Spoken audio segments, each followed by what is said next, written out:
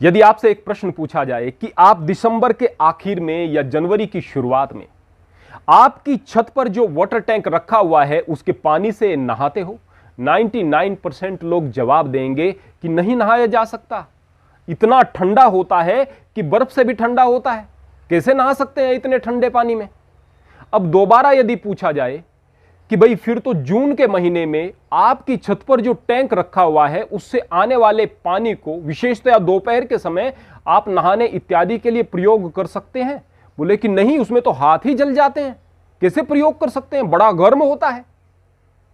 किसने गर्म किया उस पानी को? वो तो नीचे से गया था, जमीन के अंदर से गया था। किसने ठंडा किया सर्दियों में उस पानी को? वो भी जमीन के अंदर से गया था। वास्तव में बाहर के मौसम ने उसको ठंडा कर दिया था दिसंबर जनवरी में, बाहर के मौसम ने उसको गर्म कर दिया था जून के महीने में।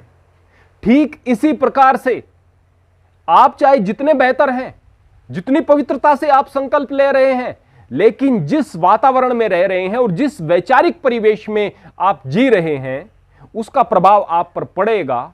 आप कितनी भी अच्छे तरीके से संकल्प लेकर के आगे बढ़ें, 10-15 दिन में, 20 दिन में आपका संकल्प टूट जाएगा, 1 महीने में संकल्प टूट जाएगा। सर्दियों का मौसम है, पानी को आपने गर्म कर दिया फिर रख दिया, वो फिर से ठंडा हो जाएगा। भाई जितना ज्यादा गर्म कर दोगे उतना थोड़ी देर लग सकती है, पर ठंडा होना है, बाहर के परिवेश के अनुरूप आ जाना है। आप नहीं कर पाओगे ब्रह्मचर्य का पालन, यकीन मानिएगा। बहुत सारी वीडियोस को देखो, बहुत सारी चीजों को समझो, नहीं कर पाओगे। परिवेश बदलना नहीं है, नहीं बदलना परिवेश। बोले कि हम कहां चले जाएं, घर को छोड़ दें। अरे भाई, आप दिमाग का तो परिवेश बदलने के लिए तैयार नहीं होते, अपने व्यवहार को बदलने के लिए तो तैयार नहीं होते। मैं बार बार कहता हूं, यदि आप धार्मिकता की तरफ आगे नहीं बढ़ना चाहते, यदि धर्म को नहीं समझना चाहते, यदि आध्यात्म को नहीं समझना चाहते, जीवन के वास्तविक उद्देश्यों को नहीं समझना चाहते और केवल ब्रह्मचर्य की वीडियोस देखना चाहते हैं, तो केवल आप ब्रह्मचर्य की वीडियोस को देखने के एडिक्टेड हैं। अंदर से जोश नहीं है, जज्बा नहीं है, अंदर से पवित्रता नहीं है, अंदर से धर्म नहीं है। किस प्रकार से आप ब्रह्मचर्य का पालन कर पाएंगे? ब्रह्म जैसा आचरण, ब्रह्म उसमें सबसे पहले आता है। ध्यान रखना, ब्रह्म शब्द पहले आता है भाई ब्रह्मचर्य में, और ब्रह्म के नजदीक आप लोगों को जाना नहीं है। ब्रह्मचर्य का पालन करना है, कैसे कि बुरी आदतों को छोड़ दिया है। ब्रह्म कहां से आया? ब्रह्म कहां से आया बताइएगा? ब्रह्मचर्य का पालन करना है। दिमाग में गंदगी भरी हुई है, सोचते हैं कि हम परिवार को छोड़ करके बाहर कहीं गुरुकुल में जाकर रहें तो फिर हम ठीक रह लेंगे। कहां रह लेंगे अगर मैं यहां पर अलग से ब्रह्मचर्य का चैनल बनाना पड़ा। सही बात है, यहां पर निरंतर आपके सामने वीडियोज आती रहीं, लेकिन एक और भी कारण है। कारण यह कि वहां पर आध्यात्मिक चीजें आप लोगों को हजम नहीं होती थी मेरे दूसरे चैनल पर, और वो चीजें जो हम तर्क संगत तरीके से बताते हैं और जीवन में काम आने वाली हैं, वो आपको हजम नहीं होती हैं। केवल ब्रह्मचर्य का पालन करना है। नकली ब्रह्मचारी हो भाई, नकली ब्रह्मचारी।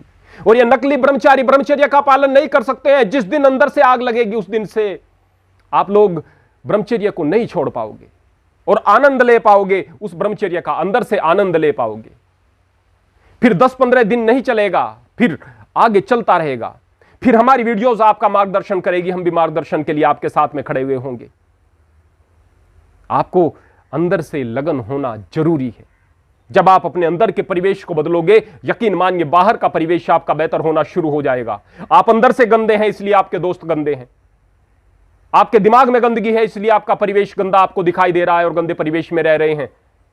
और एक ब्रह्मचारी तो अपने चारों ओर इस तरह के आवरण को क्रिएट कर लेता है कि उस पर गंदी चीजों का प्रभाव नहीं होता। क्यों? क्योंकि अपने चारों ओर उसने सकारात्मकता और अपने अंदर पॉजिटिव एनर्जी को एकत्रित कर लिया है।